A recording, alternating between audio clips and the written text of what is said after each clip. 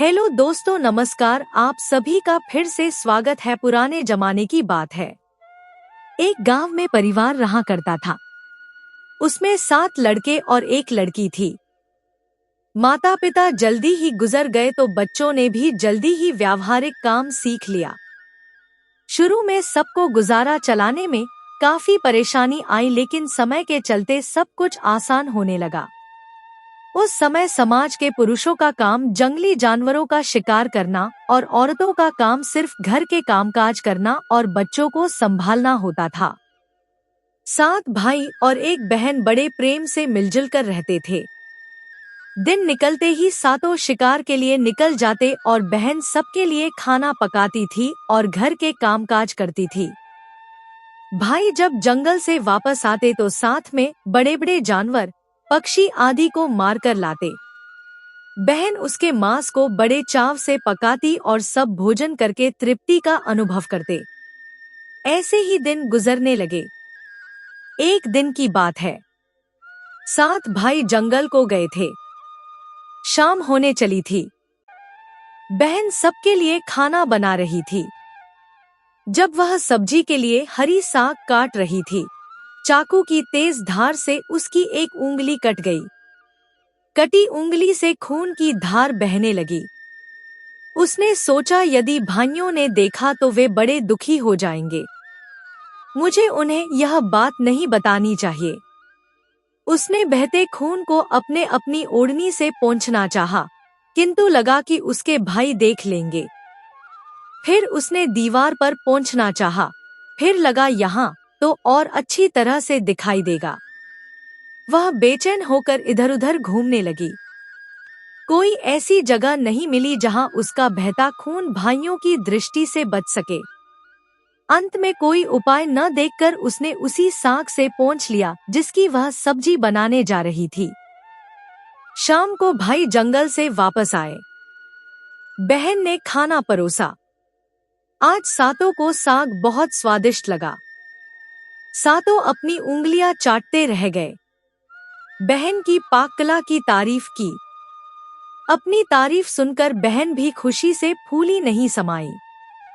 दिन भर के थके होने के कारण सातों भाई जल्दी हो सो गए।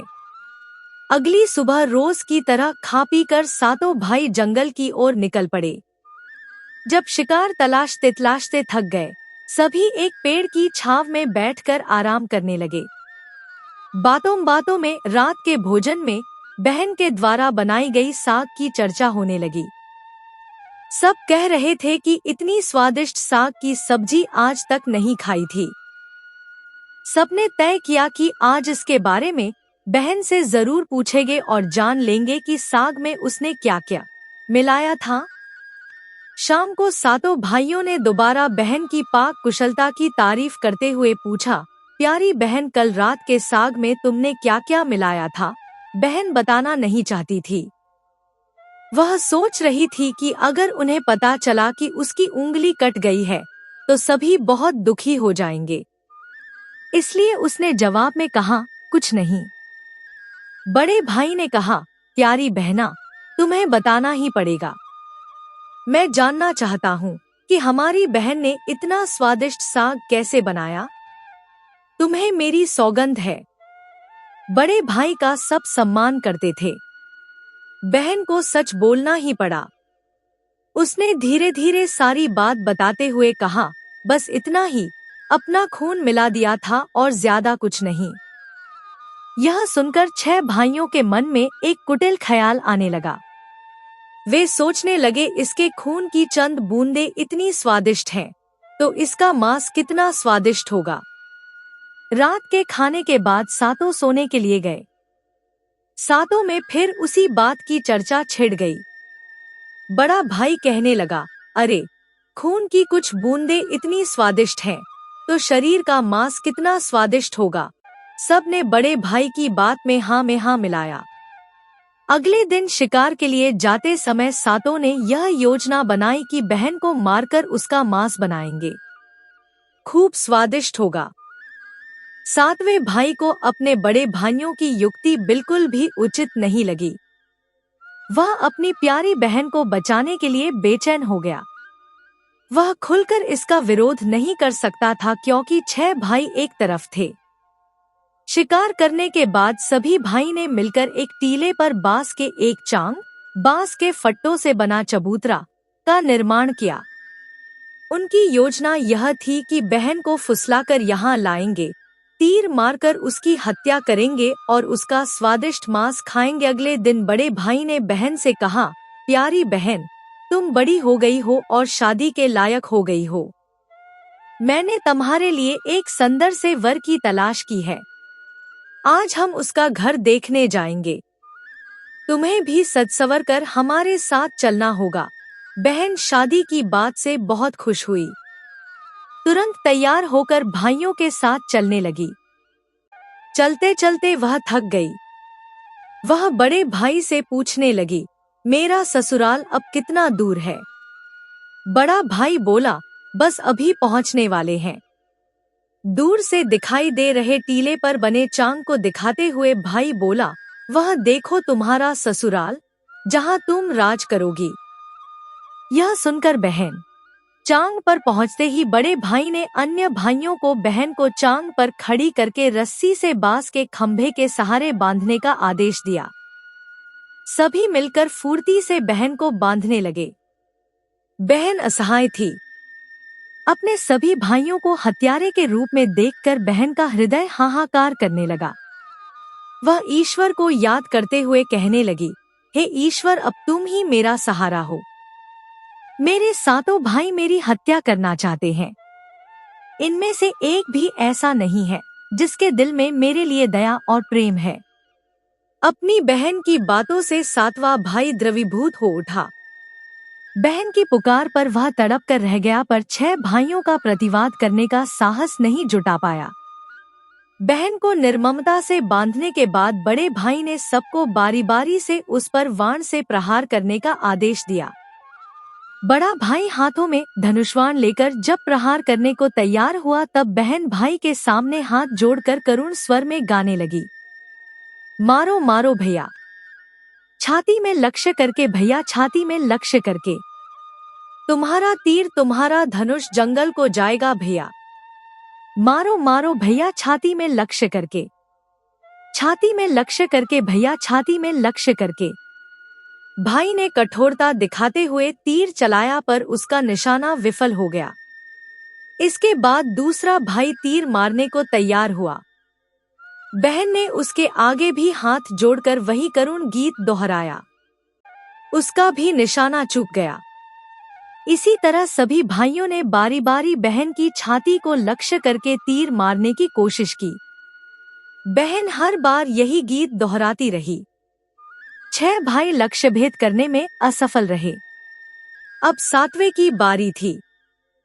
6 भाई उसे कहने लगे, पूरी ताकत से तीर चलाना, बहन को एक ही बार में ढेर करना। यदि तुम्हारा निशाना चूक गया तो तुम जिंदा नहीं बचोगे। हम सब मिलकर तुम्हें मार देंगे। छोटे भाई ने तीर चलाया। उसका तीर बहन के मर्म पर जा लगा। वह दर्द से तड़प उठी। कुछ देर छटपटाने के बाद उसके प्राण पखेरु उड़ गए। वह निस्पंद हो गई। अपनी कुटिल योजना सफल होने पर 6 भाइयों की बांछें खिल गई। सातों ने मिलकर मृत बहन का शरीर चांग से नीचे उतारा। 6 भाइयों ने मिलकर बहन के शरीर की बोटी बोटी काट डाली। बड़े भाई ने 7वें को जंगल से लकड़ी और पानी लाने का आदेश दिया। छोटा भाई पानी और लकड़ियों के साथ साथ कुछ मछली और केकड़े ले आया। वह अंदर अंदर बहुत व्यथित था। उसके भाई बहन का मांस, वह अपनी प्यारी बहन का मांस नहीं खा पाएगा। अगर नहीं खाएगा तो अन्य भाई उसे गाली देंगे। उसने मांस बनाते समय चुपके से अपने साथ लाई मछलियां और केकड़े को आग में दे दिया और अपना खाना जुगाड़ किया। चावल और मांस तैयार हो गया। जमीन पर केले के पत्ते बिछाकर उसमें सबके लिए खाना परोसा गया। छोटे भाई ने पहले ही अपने बैठने के स्थान पर एक छोटा गड्ढा खोद रखा था। उसने अपनी पत्तल में परोसे गए नरमांस को चुपके से गड्ढे में डाल दिया और मछली भात खाने लगा। अन्य भाई बहन की हड्डियां चबाने लगे, वह केकड़ा चबाने लगा। जब सबने बहन के शरीर के स्वादिष्ट मांस से अपना पेट भर लिया, तो बड़े ने सातवें भाई को जूठा साफ करने को कहा। उसने बहन की बची खुची हड्डियां और शरीर के अन्य भाग जैसे सिर, नाखून, पंजे आदि सभी इकट्ठा करके उसी गड्ढे में डाल दिया और मिट्टी से ढक दिया। कुछ समय बाद उस स्थान पर बांस का एक पौधा उगाया। धीरे धीरे वहां बांसों का झुरमुट बन गया। एक बार कहीं से एक संत आए और उसी बांस की झुरमुट तले छुपकर मल त्याग करने लगे। उसी समय आकाशवाणी हुई, संत दुर्गंध आ रही है, संत दुर्गंध आ रही है। बार बार यह आकाशवाणी सुनाई देने लगी तो संत ने झटपट उस स्थान को साफ किया। उन्होंने झुरमुट में से एक बांस काटा और अपने साथ ले गए। उस बांस से उन्होंने एक केंद्रा, एक पुराना वाद्य यंत्र बनाया। वे उसे बजाकर दिन भर लोगों के घर जाकर भिक्षा मांगते थे और बदले में खूब सारा उपदेश देते थे।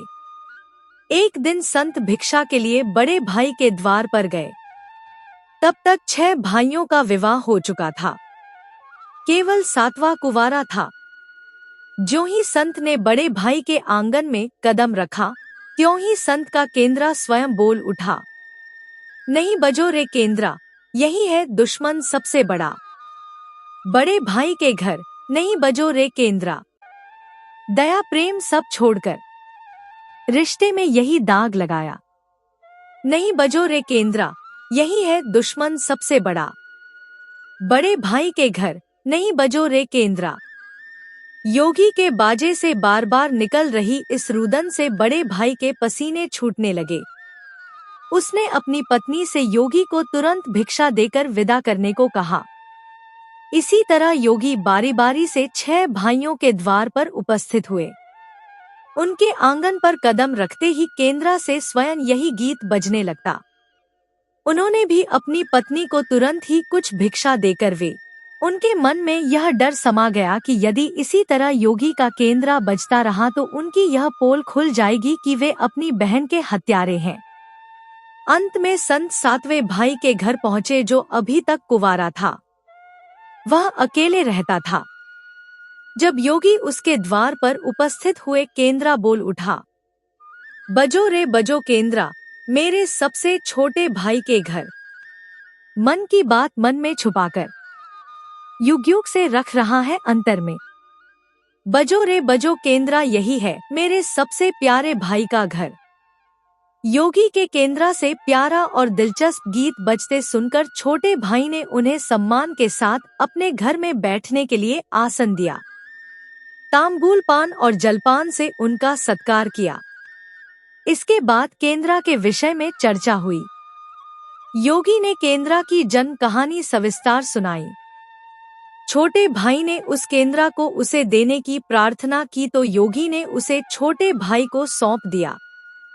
योगी के चले जाने के बाद छोटे भाई ने केंद्रा को अपने बिस्तर के सिरहाने की तरफ एक साफ सुथरे स्थान पर धूप दीप जलाकर सम्मान के साथ रखा। कुछ दिनों के बाद छोटे भाई के घर में कुछ परिवर्तन दिखाई देने लगे। जब भी वह काम से लौटकर घर आता, सारा घर साफ सुथरा पाता। जब रोज रोज यही बात दोहराने लगी तो छोटे भाई ने अपनी भाभियों के घर जाकर पूछा, मेरी गैरहाजिरी में आप लोग मेरा घर साफ करते हैं क्या? सभी ने जवाब दिया, हमें अपने घर के कामकाज से फुर्सत नहीं है, तुम्हारा घर कैसे साफ करती? छोटे भाई ने निश्चय किया कि आज वह छुपकर देखेगा कि उसका घर कौन साफ करता है। वह घर के कोने में छुप गया। घर सुनसान होते ही स्थापित केंद्रा से उसकी बहन की शक्ल की एक लड़की निकली। घर का सारा काम किया और फिर उस केंद्रा में समा गई। छोटे भाई ने यह बात अपनी बड़ी भाभी को बताई। बड़ी भाभी ने उसे समझाया, ज्यों ही लड़की केंद्रा से बाहर निकलेगी तुम केंद्रा को आग के हवाले कर देना, फिर उस पर तुलसी जल छिड़क देना, फिर देखना क्या होता है। उसने लड़की के निकलते ही केंद्रा को आग में डाल दिया और लड़की पर पवित्र तुलसी जल का छिड़काव किया। तुलसी जल के स्पर्श से वह मानव रूप में आई। भाई ने देखा यह तो उसकी प्यारी बहन है। उसने अपनी बहन को गले से लगा लिया। उसके बाद दोनों भाई बहन बड़े प्रेम से जीवन बिताने लगे। सीख: निस्वार्थ प्रेम ही रिश्तों को बनाए रखता है।